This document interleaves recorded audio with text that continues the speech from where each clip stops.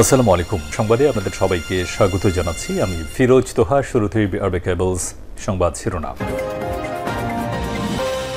বাংলাদেশের সর্বশেষ গুরুত্বপূর্ণ আপডেট সংবাদে আপনাকে স্বাগত। শুরুতেই সংবাদ শিরোনাম, পরে বিস্তারিত। শুরুতেই জানাবো, ডিসেম্বরে শেখ হাসিনা প্রত্যর্পণের বিষয়ে বাংলাদেশ ভারতের বৈঠক। আগামী মাসে ঢাকার পররাষ্ট্র সচিবদের বৈঠকের প্রস্তুতি নিচ্ছে বাংলাদেশ ও ভারত। সেখানে ভারতে অবস্থানরত সাবেক প্রধানমন্ত্রী শেখ হাসিনার সম্ভাব্য প্রত্যর্পণ সহ বেশ কয়েকটি দ্বিপক্ষীয় বিষয় নিয়ে আলোচনা হতে পারে।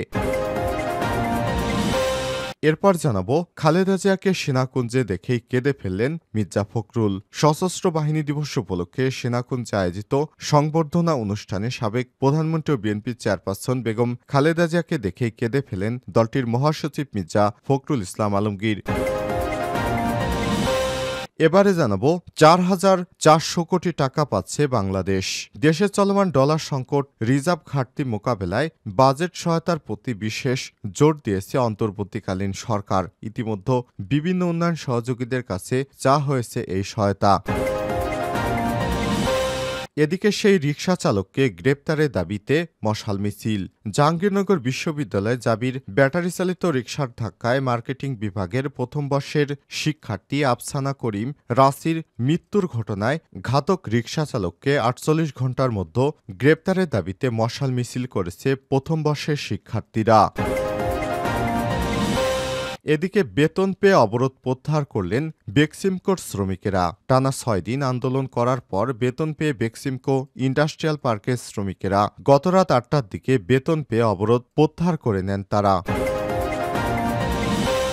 এবং সর্বশেষ জানাবো, রাজশাহীতে ছাত্র আন্দোলনের সমন্বয়ককে মারধরের অভিযোগ। রাজশাহীতে বৈষম্য বিরোধী ছাত্র আন্দোলনের স্থায়ী এক সমন্বয়ককে হাতুড়ি পেটা ও মারধরের অভিযোগ উঠেছে স্থানীয় ছাত্রদলের বিরুদ্ধে। বৃহস্পতিবার 21শে নভেম্বর সন্ধ্যায় তার উপর 2 দফায় হামলা চালানো হয়। তিনি বর্তমানে রাজশাহী মেডিকেল কলেজ রামেক হাসপাতালে চিকিৎসাধীন। আহত এই ছাত্র সমন্বয়কের নাম সোহেল রানা। তিনি রাজশাহী কলেজের ছাত্র। রাজশাহী কলেজে বৈষম্য বিরোধী ছাত্র আন্দোলনের কোনো সমন্বয়ক পরিষদ গঠিত হয়নি। তবে বৈষম্য বিরোধী ছাত্র আন্দোলনের সময় এই কলেজের সেসব ছাত্র নেতৃত্ব পর্যায়ে ছিলেন, তারা নিজেদের রাজশাহীর সমন্বয়ক হিসেবে পরিচয় দিয়ে থাকেন। আহত সোহেল রানা তেমনই একজন। প্রিয় দর্শক, এতক্ষণ শুনছিলেন সংবাদ শিরোনাম, এবারে বিস্তারিত।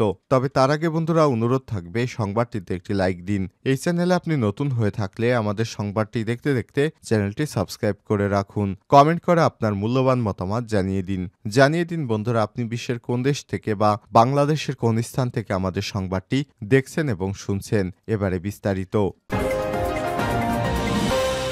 ডিসেম্বরে শেখ হাসিনার প্রত্যর্পণের বিষয়ে বাংলাদেশ ভারতের বৈঠক। আগামী মাসে ঢাকার পররাষ্ট্র সচিবদের বৈঠকের প্রস্তুতি নিচ্ছে বাংলাদেশ ও ভারত। সেখানে ভারতে অবস্থানরত সাবেক প্রধানমন্ত্রী শেখ হাসিনার সম্ভাব্য প্রত্যর্পণ সহ বেশ কয়েকটি দ্বিপক্ষীয় বিষয়ে আলোচনা হতে পারে। বৃহস্পতিবার 21শে নভেম্বর পররাষ্ট্র মন্ত্রণালয়ের সাপ্তাহিক সংবাদ সম্মেলনে সব তথ্য জানিয়েছে জনকূটনীতি বিভাগের মহাপরিচালক তৌফিক হাসান।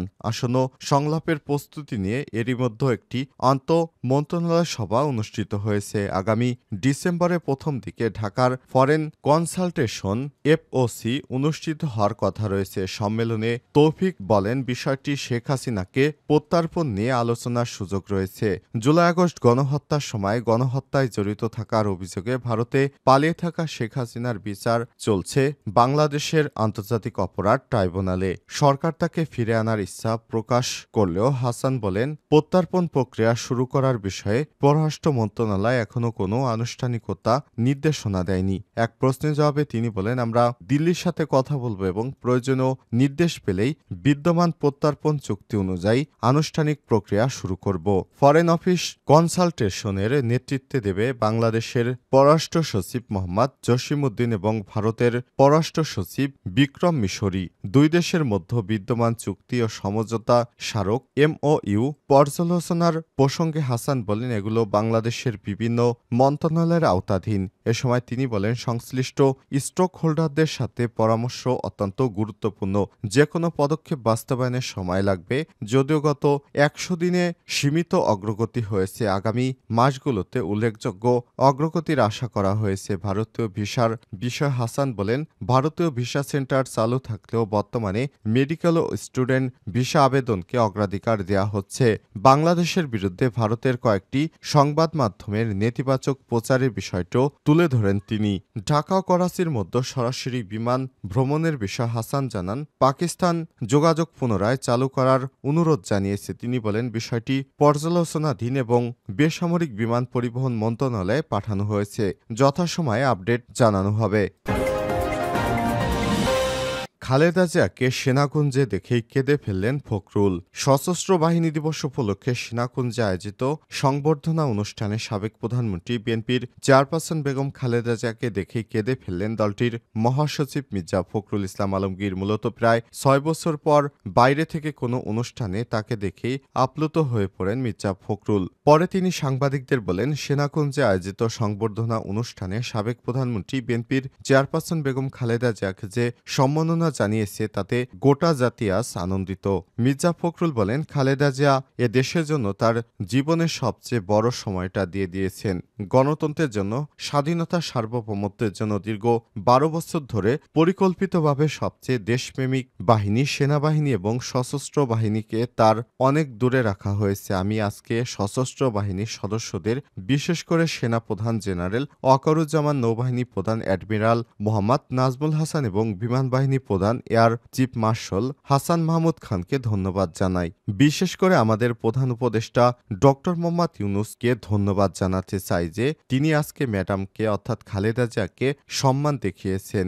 এতে আমরা যেমন কৃতজ্ঞ হয়েছি, একই সঙ্গে গোটা জাতি আজকে আনন্দিত হয়েছে।